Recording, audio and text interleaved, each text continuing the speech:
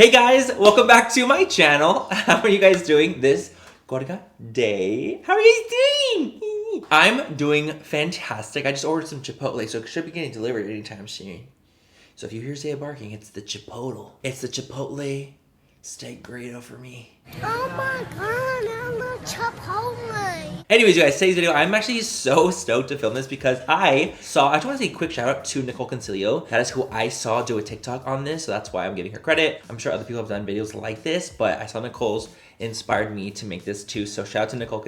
Check out her TikTok. She made a video basically roasting products that she used to love and like kind of why she's roasting it now and why she loved them before. So I thought it was like kind of a great idea and I thought it was so fun. So what I ended up doing, you guys, is I went back to my 2015 YouTube videos from 6 years ago and I went through my actual favorites videos, like literally from January to December. I would do favorites videos every single month and I went through all of them to see which were like my favorite products from 6 years ago, and that are gonna be the products that I'm talking about today. And I'm so excited to talk about them because it just seems like a fun idea, just like a fun video. So I hope you guys don't mind that. I'm excited for it. I think it'll be fun. But yeah, you guys, that's what today's video is gonna be. We're just gonna kind of go and we're gonna shoot the shit. We're gonna sit down, chit chat, and talk about shit. Just kind of roast some shit. Doesn't mean I don't like the brand. Does not mean I don't like the brand. I like all these brands. But I will roast some things. But yeah, you guys, that's what today's video is gonna be. As always, if you guys like this video, if you guys don't like me, please don't fucking watch it. You know the drill with that. But if you guys do like this video, if you guys like roasting some brands, if you guys like the gays, give this video a thumbs up, subscribe to my channel if you're not already. But yeah, let's go and get into roasting some of my old favorites.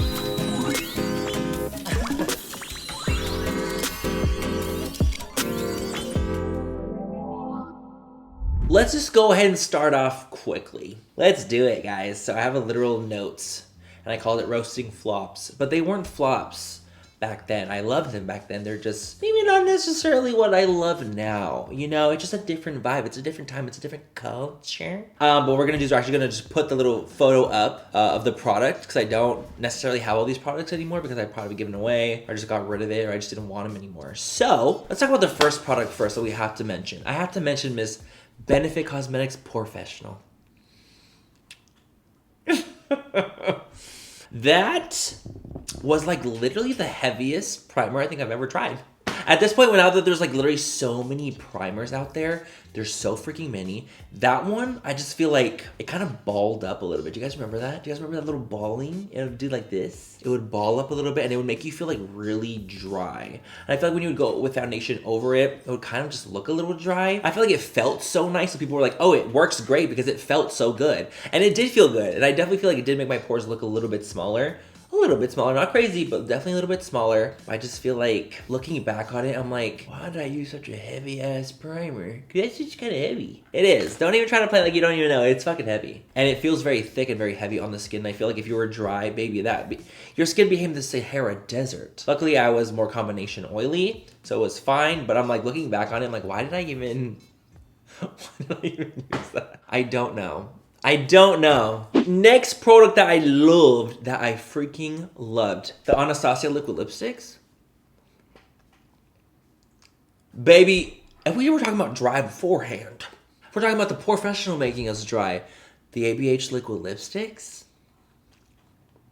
I feel like there was also just not that many liquid lipsticks in the game at that time. So it's like, oh my gosh, it's so cool. So many different colors, so unique. And it's ABH. Everyone like 6 years ago, baby, ABH was the one. They were the staple. They were the one that everyone was like, I love you, ABH. I love you, darling. No, I don't think you understand. I'm obsessed. But, that doesn't mean that the liquid lipsticks weren't drier than the Sahara Desert. Weren't drier than my...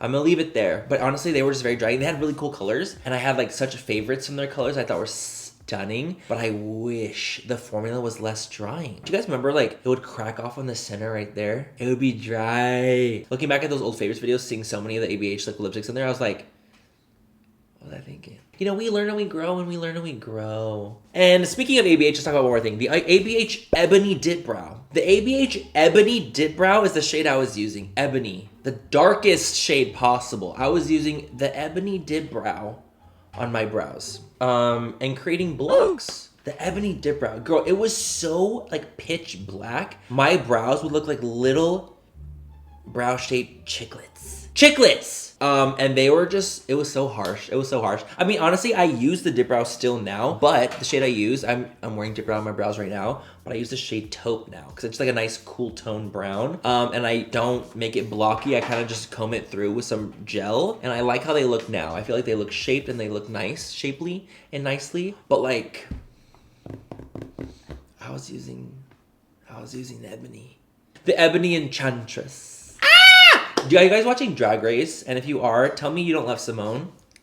You do, I know you do. Simone is just chef's kiss. Simone is just Simone, yay. Ebony Enchantress. When she does a little like, I love that. Anyways, yeah, so I was using the shade Ebony. It's just the delusion for me. It's the delusion for me. I was delusional. I was, you know, it is what it is. I was delusional, it's fine. Next product.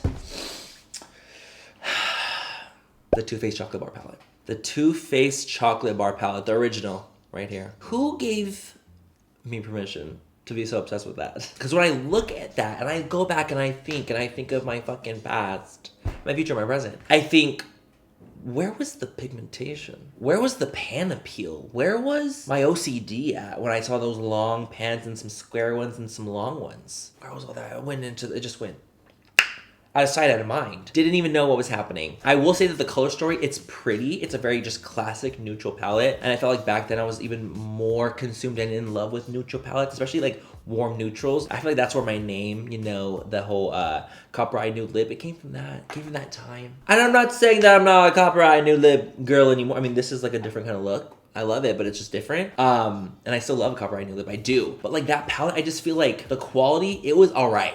It was alright. For what it was alright. But like, we were paying a high price point for that. And the quality was like, alright. And I feel like as time has progressed and more indie brands have come out of the woodworks and popped up, and I feel like you can get such high quality stuff without breaking the bank. And also if you're going to break the bank, you're gonna like literally like pay for something awesome and like worth it and know it's like quality and like great packaging and stuff like that. I feel like, for example, with mine, the packaging I have like with Lunar Beauty and the formulations like made in the USA, like I have a higher price point, but it's because there's so many different factors that go into a product of mine, like from the aesthetic to the formulations to like everything. I mean, look at this. Look at this. Look at this. Do you see this packaging? Do you see how big this quality? Come on. I just feel like with these indie brands, the eyes of indie brands, the rise of indie brands, I feel like really has help open the eye of the consumer to know what they should and shouldn't be paying for. I hope that with my brand and like with who I am online in general, I hope you guys get that from me and from my channel. I hope you guys can just like, I just want to make you guys the smartest and best consumers you guys can be on where I feel like you guys should be spending your money or you guys shouldn't be, you know? And so for me, I was like, that is like, it's cute and it's like a little chocolate bar, and that was very adorable back then. And I'm not saying that the packaging isn't adorable and the color story is not adorable. I just feel like the quality for what you're getting for the price point, it just wasn't as there as, let's say, other brands have now. Does that make sense? I feel like makeup's come a long way and quality has really stepped up. And that's that on that. Next thing. So I was really obsessed with these one pair of lashes, and they're called Bella lashes. Bella, where the hell have you been, Loca? And they're from the brand New Bouncem, I believe that's how it is. I think that's what it's called. New Bouncem is how you pronounce it. And they were this like smaller lash brand. Honestly, they were so cool. Such an awesome brand. Just in general, they had really gorgeous styles of lashes. But there was this one lash called Bella, and I wore them all the time. Literally every fucking day I wore them. They were this insanely full fluffy pair that kind of crisscross, and they were just like so gnarly. They really were. And like when I go back and look at old pictures, I'm like, my lashes look like literal caterpillars. And I'm not saying they don't look bold now. I mean, I'm wearing bold lashes right now as we speak, but I feel like I can actually see like what's going on in my eyes nowadays through the lashes because they're more flary and wispy rather than so thick and dense. And I would wear super thick, super dense, super intense lashes before. Now I don't really do that. If you guys are OGs, I think you guys will remember Miss Bella Lash. I think you will. I think you will. Should I go eat my food right now or should I wait? I'm gonna wait. It's fine. Nicholas, will you bring me my Chipotle, please? An absolute fucking gem. A gem. Maybe I'm turning this into a mukbang. I don't know.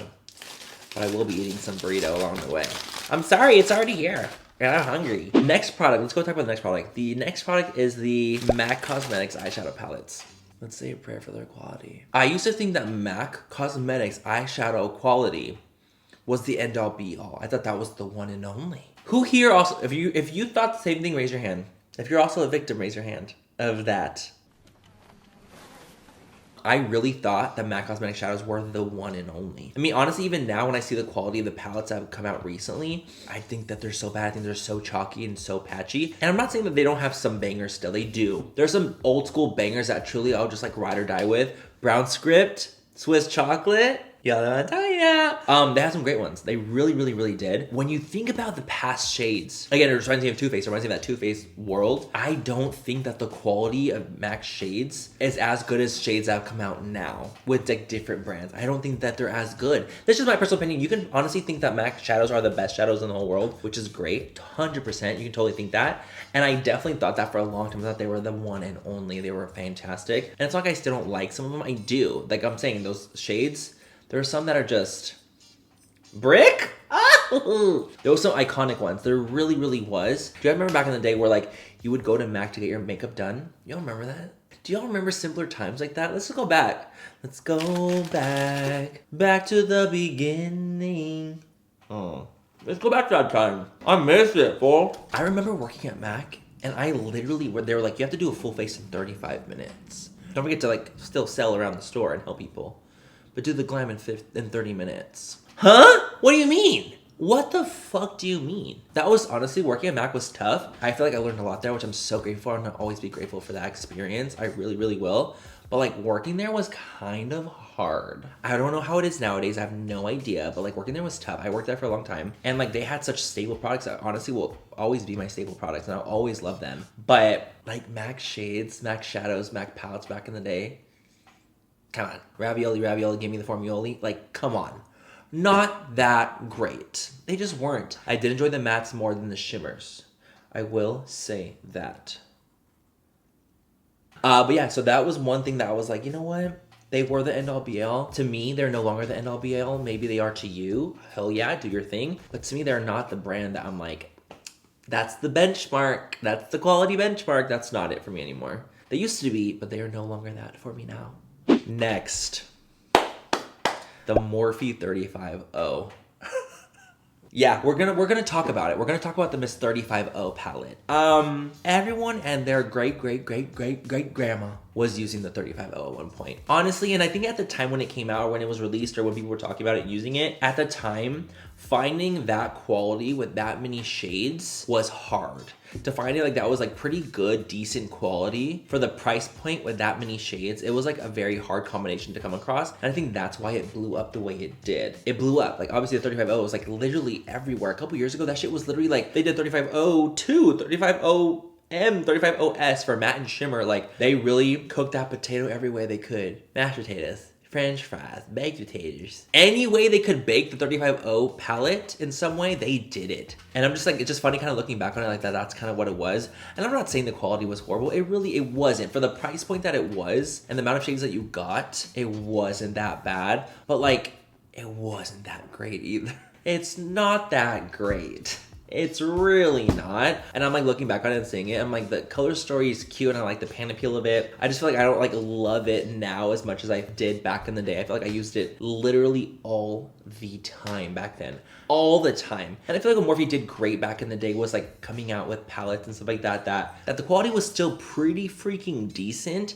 for like what you were getting. You were getting 35 shades for like an insane price point. And the packaging wasn't good. It wasn't, that's just facts. The packaging was like flimsy kind of plastic, but like you were getting a lot for the price point and like the quality was pretty good for that time. I think that looking back now, I feel like their quality, Morphe's quality has stepped up in general. For their palettes, I feel like their powders have stepped up a lot. Definitely has stepped up a lot. But back then I feel like they were cute, but like not the best. And as like time progressed, like I feel like powders, like I said earlier, like shadows have gotten so good and like so insane and so creamy and soft and buttery and duochrome and metallic and shimmery. And there's so many cool things happening with palettes nowadays that's like, looking back, I'm like, girl, it was not that good.